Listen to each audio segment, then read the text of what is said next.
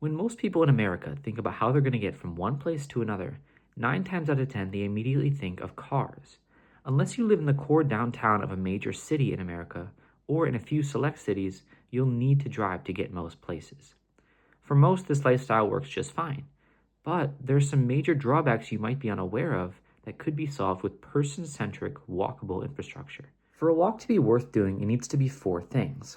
First, it needs to be useful. The walk needs to be the most convenient and quickest route. It also needs to be safe.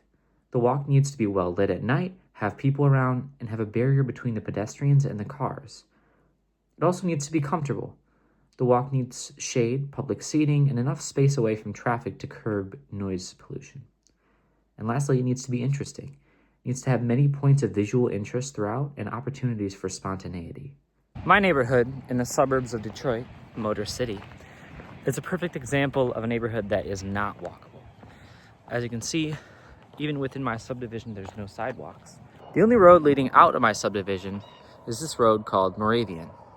The speed limit on Moravian is 45 miles per hour, and the only infrastructure that makes this road technically walkable is this couple foot wide path of gravel.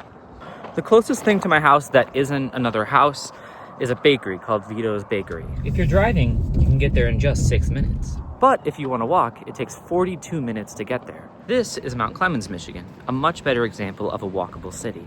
Here, there's plenty of visual interest with things like the storefronts and the trees.